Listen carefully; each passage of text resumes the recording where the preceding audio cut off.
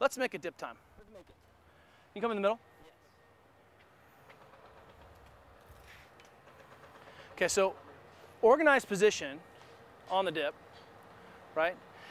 Carl has his feet together. Oh, he's there, he's in the position again. So show me no position, broken, soft, and this is what we typically see. Even the bench pressers are talking about, hey, let's get the feet organized, let's get tension through the trunk and legs to tie the whole system together. So Carl's gonna get organized again, right? And you'll notice what happened is elbow pits went forward. It's the same elbow pit we're seeing all the time, looking for extra rotation, except this case, it's easy to see the elbow pit come forward in the dip.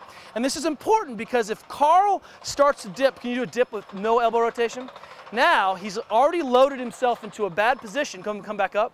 It's hard for you to do a bad dip, right? So don't do a bad dip, right? Because your shoulders will explode in fire. But what ends up happening is that if he's not organized, go ahead, he's already preloaded this tissue and put the shoulder into a bad position. So he's starting from a bad position. He enters the tunnel of movement in a bad position. So one of the things— Your hands are actually going numb right now. Your hands went numb? Yes. You're saying that that's so bad that your hands went numb? Yeah. Is that a good sign or a bad sign? Well, you only had 5 more reps, coach, just 5 more. Right, so absolutely, and one of the reasons we talk about getting the body organized is these are positions that kind of take a lot of this into consideration. This position of active shoulder, armpit forward actually shortens the distance in my brachial plexus and supports my nervous system. Shoulder down tractions the brachial plexus, puts me under a lot. If I throw the hand back in a shoulder forward position, I can end up with a serious carpal tunnel problem, neck problem, wrist problem, a hot elbow nerve problem. And so what we're saying is the most effective way to generate force is also the safest way.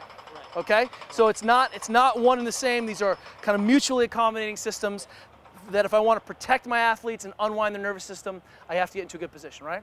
Okay, so let's start up there again. Your hands stop being numb. Okay, so elbow pits forward, and I'll just do a strict dip for us. Forearm is vertical, looks a lot like the push-up, and he comes back up, and he finishes with that elbow pit forward. So one of the things that we're looking at is how do I cue and get my athlete constantly thinking about creating torque in the shoulder so that when a single torque event happens, he's set up and tight, right?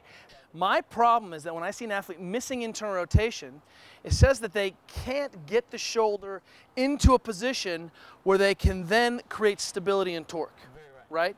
So if I'm missing this internal rotation, then what ends up happening is the shoulder has to come forward, and the problem is in this shoulder forward position, I'm not very strong to create torque. Correct. And I can't create that external rotation force. So I think that's confusing for folks. Yeah. So we see that athletes are needing this internal rotation. I think the most obvious piece is that we see pulling, and I think that makes sense. With elbows out, it's clear. But with elbows in, we can see that can get a little confusing as soon as you adduct to the midline, that looking for external rotation can seem like it's elbow out, but it's actually elbow in. It is right?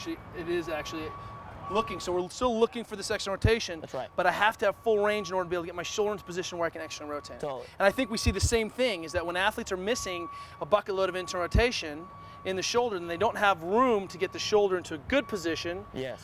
So the shoulder has to come forward, and now I wonder why I can't externally rotate. Right. Same thing on the pull-up, right? And so what we're saying is a normal range of motion shoulder should be able to have full range in all directions, and I should be able to load full range in all directions. I should be able to dip in a good position, clean in a good position, jerk in a good position, right? Definitely. So you're saying adding speed. Well, it's almost like you need to do that. That's right. For a normal position. So this ends up being a strong potentiator because if our athletes can't externally rotate in the top, we know that they're leaning on the front of the shoulders, and then we tend to get that translational loading and that shoulder grief. And one of the ways that we can cue this is to try to turn out. Very right. Right? Very right. So can you do a kipping dip with, with that turnout position? Sure.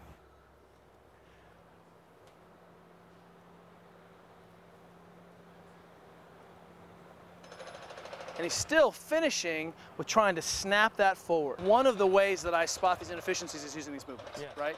And I always start in kind of my rubric, and even the kind of checklist that I use in my seminars is, hey, is the athlete set up?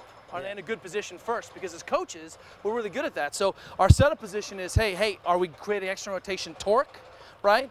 Am I trying to get nice and tight with knees out? Am I looking for that setup with knee out position? Am I creating torque? And two, do I have a break in this midline stabilization or midline organization or the position, right? Because what you just showed me confuses me, because all of a sudden you're adding another joint, but are you still in the same position? Starting and finish, same position always, right?